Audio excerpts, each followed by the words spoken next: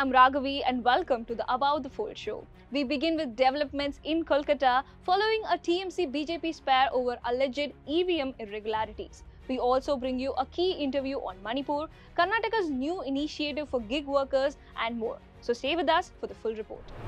Just days ahead of counting political phase of erupts in West Bengal as Chief Minister Mamata Banerjee alleges EVM tampering by the BJP with active collusion by the Election Commission. Here's the full report. What began as an appeal by West Bengal Chief Minister Mamata Banerjee to party workers soon escalated into a political controversy over strong rooms and allegations of attempted EVM tampering in Kolkata ahead of vote counting. In a video message released around 5 pm Thursday, Mamata Banerjee rejected exit poll predictions that indicated a BJP victory, alleging they were being aired at the BJP's instruction to demoralize Trinamool Congress workers. She urged party leaders, candidates, and supporters to guard strong rooms and counting centers across the state. Around 7 pm, the Trinamool Congress shared CCTV visuals from Khudiram Anushilan Kendra in Kolkata, claiming they showed people handling EVM-related materials in the corridor outside a strong room. Soon after, senior TMC leaders and candidates Kunal Ghosh and Shashi Panja reached the centre and began a sit-in protest, alleging possible tampering. More party supporters later gathered at the venue. At around 8 pm, Mamata Banerjee herself reached Sakhavat Memorial Government Girls High School in Bhawanipur, where EVMs for her constituency are stored. She remained there for nearly 4 hours, saying she wanted to personally keep vigil over the strong room. Meanwhile, BJP candidates Tapas Roy and Santosh Padak arrived at Khudiram Anshilan Kendra and accused the TMC of trying to create unrest and breach security. BJP workers also gathered at Bhawanipur, where tensions rose briefly after party workers objected to the presence of a TMC campaign van near the strong room. Late in the night, the Election Commission held a press conference and firmly rejected all allegations. Officials said the visuals being circulated showed only the routine segregation of postal ballots in the corridor and not any tampering with the EVMs. Election Commission of India कोई भी चीज जो है illegality को कोई accept नहीं करेगी। यहाँ तो किसी की कोई नियत विधि पे गलत करने की अपना जो काम है जो काम उनको करना है सिक्योरिटी काम करना है वही कर रहे थे। They added that all strong rooms remain sealed, secure, and under constant CCTV surveillance. Security was tightened at these locations ahead of vote counting scheduled for May 4th. Amid this political standoff, the Election Commission on Friday ordered repolling in 15 polling booths across South 24 Parganas district. The repoll will be held on May 2nd in 11 booths in Magrahad Paschim and 4 in Diamond Harbour, both constituencies that voted in the second phase on April 29th. The Election Commission said the decision was based on inputs from the state poll machinery. The move follows multiple complaints of alleged electoral malpractice, particularly from the Diamond Harbour region. Among the serious allegations were claims of irregularities at polling stations and even reports from Magrahad Paschim suggesting that spy cameras were used to track voters' choices. Notably, this marks the first instance of repolling in the current round of assembly elections across 5 states. Up next, in an interview with Deputy Editor of The Hindu, Vaijaita Singh, the former Director General of Assam Rifles describes Manipur as a highly weaponized society and explains how arms proliferation and security challenges are contributing to the resurgence of violence in the state. Here's what he had to say. All the communities are now embroiled in some kind of a conflict with each other. So, what is the way forward now? Because Manipur, I think, goes to elections also next year, early next year. And how will this pan out? Will we see an escalation of violence, or this is being engineered by some groups, some vested interests? What is your take? The first and the most important thing that has to be addressed is the security related issue, which means the security forces have to, they're already in that process, recover as many weapons and ammunition that are out there. It's highly weaponized society. We know the large number of weapons that went in. Today, if you see statistically, the number of weapons that went out were about 6,000 odd. But as per statistics, more than 7,000 have come back. But yet weapons are there. You mean the ones looted from the police armories? Armory, yes. I'm talking of that. 6,000 plus arms and 1.25 lakh of ammunition, all of that which went. So The according second to thing which, my information, if I may interrupt, around 4,500 of the looted police weapons have come back, other than the other weapons. So this is the statistics right now. But I would like to also know. I'm sorry to interrupt you. How are these other weapons getting into the state now, especially in the presence of heightened security across the state? yeah, you made a mention of these figures, 4,000 something having come back. There was also a story of some weapon which was looted from the valley. It, some of them went across also. They were sold to the Nagas, and the Nagas in turn sold it to the Kuki Zo people, and the same weapon was found in Churachandpur. If you covered Manipur, you know very well a weapon looted in the valley. There's no way Circular you'll find economy. it. Yeah, so that's one route, but largely it's also weaponized society across. Today, you just see what's across Manipur. You have the states of Chin, which is largely trouble, a little south Rakhine, where the Arakan army is there, and plethora of weapons. Arakan army, it's largely. This is my hypothesis again. It was raised by the Chinese to take care of our Kaladan multimodal project. So, though they have not entirely playing to their tunes, but there is a huge amount of weapon proliferation that is there across. Moving on, in a first of its kind move in India, the Karnataka government has rolled out a dedicated grievance redressal system for gig workers, bringing lakhs of platform based workers into a more formal, accountable framework. Here's the report. From delivery partners to ride hailing drivers, Karnataka's growing gig workforce now has a formal channel to raise complaints on issues ranging from pay and incentives to working conditions and platform disputes. The mechanism, developed by the Karnataka platform based Gig Workers' Board, along with the Department of E Governance, is integrated with the state's public grievance portal, IPGRS. Gig workers can log complaints online, which will be directly routed to the respective platform, be it a mobility app, delivery service, or e commerce aggregator. Under the new framework, every platform must set up an International Dispute Resolution Committee or IRTC. Companies like Namayatri and Yulu have already integrated their details, while others, including Amazon, are in the process of onboarding.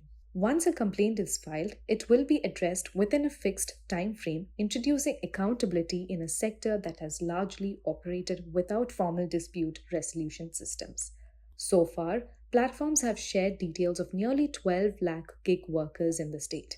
Authorities say efforts are underway to assign unique IDs to eliminate duplication, as many workers are associated with multiple platforms. The government is also working on welfare schemes tailored to different kinds of gig workers based on factors like working hours, nature of task, and level of engagement.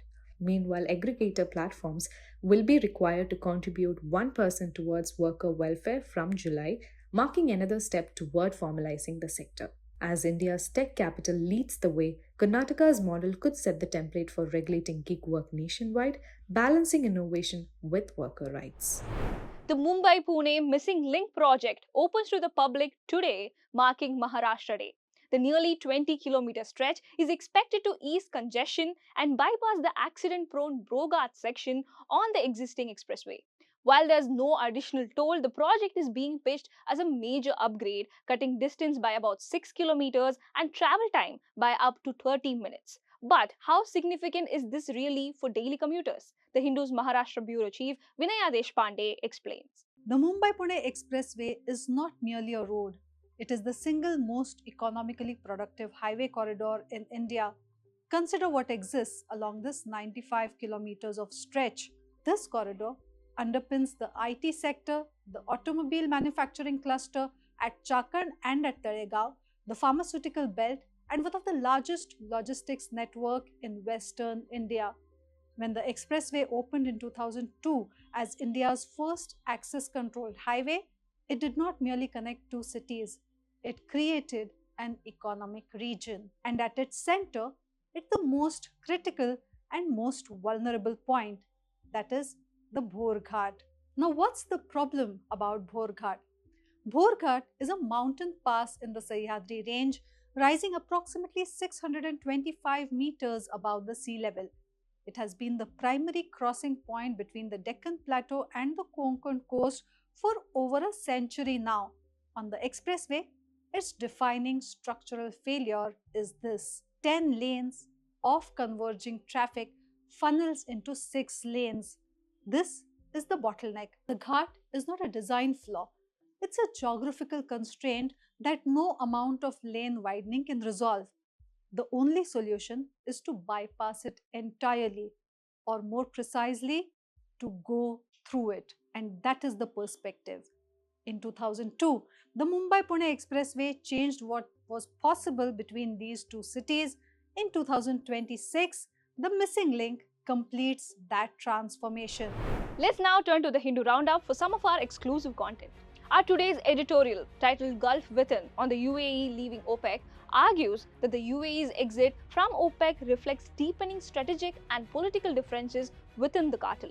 It says the UAE wants greater freedom to raise oil production, unlike Saudi Arabia, which has pushed for supply restraint to keep prices high. The editorial also points to frustration over weak coordination against Iran's attacks and broader regional disagreements. It notes that while the move weakens OPEC's pricing power, the bigger immediate concern for countries like India is instability in the Strait of Hormuz, which continues to threaten global energy security. Tap the card above to watch the editorial on the Hindu Originals YouTube channel.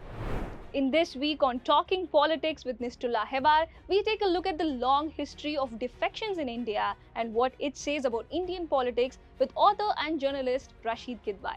Here's a snippet. The first political defection, to my mind, happened in 1967, a year I was actually born. So, 47 we get independence, 51 we have a, sort of a first election. And so it was good, I would say 3 decades that, nothing happened in that sense. That, political defection was unthinkable and unheard of, as it's there in the Westminster model of parliamentary democracy. If you look at Britain in particular, there are very few instances of, and every time there was a defection, it caused a major scandal. So Mr. Gayaram in 1967 left the Congress and united at that time, there was the United Front against the Congress. So he joined the United Front, and lo and behold, 15 in Haryana, it happened in Haryana, and in 15 days, within 15 days, Mr. Gayaram was back in Congress fold. Labor tensions are rising across regions, from Noida's factory strikes to migrant workers leaving Tamil Nadu. What's driving this unrest? This week's Business Matters with Bharat Kumar explains wage issues, informal work, gig worker challenges, and why labor reforms must catch up. Let's take a look. Protests by factory workers from factories across sectors: automotives, auto components, electronics, textiles, so on. The same town also witnessed another protest by women gig workers citing lack of basic amenities, facilities. In these instances, there was a specific cause as to why there was dissatisfaction. It could be wages, it could be lack of basic amenities, or it could be the inability to see eye to eye between the employer and the employee. About 90% of India's workforce is in the informal sector. Many could be in the formal sector, but are actually contract workers rather than on a payroll, which means they may get the minimum wage, but not necessarily get all other benefits such as gratuity, provident fund, sick leave, and the like. And wages are almost always at the heart of any instance of labor dissatisfaction. In other news, Congress stepped up its attack on the Modi government over the hike in the price of commercial LPG cylinders, with leader of opposition Rahul Gandhi saying this is an election bill and that the next strike will be on petrol and diesel. His remarks came after the price of a 19-kilogram commercial LPG cylinder was hiked by Rs 993, the steepest single-day increase on record. This is also the third straight monthly increase. In Delhi, the price of a commercial cylinder now stands at Rs 3,071.50, up from the 2,078.50 earlier. Commercial LPG is widely used by hotels, restaurants, and other businesses, raising concerns over a possible impact on food and service costs. The increase has been linked to rising global energy prices amid the conflict in West Asia. Meanwhile, aviation fuel prices for domestic airlines have been left unchanged. Focus shifts back to Madhya Pradesh as the death toll in the Bargi Dam boat accident in Jabalpur has risen to 9 after 5 more bodies were recovered. The tragedy unfolded on Thursday evening when a cruise boat carrying 29 passengers and 2 crew members capsized after being caught in a sudden storm. Search and rescue operations continued through the night with the teams from the Army, NDRF and SDRF deployed at the site. Chief Minister Mohan Yadav said an inquiry has been ordered, adding that the exact cause of the accident will be determined after a thorough investigation. Eyewitnesses say strong winds churned the waters, triggering panic among passengers who urged the crew to return to the shore. Eyewitnesses also alleged that the boat drifted before overturning. Local residents rushed in to help, rescuing several passengers using ropes. The incident has raised serious concerns over safety measures on board. And that's it for today. Thank you for watching. Please share your thoughts on today's episode in the comment section. And if you found this video useful, don't forget to share it and save the About the Fold playlist so you never miss an update.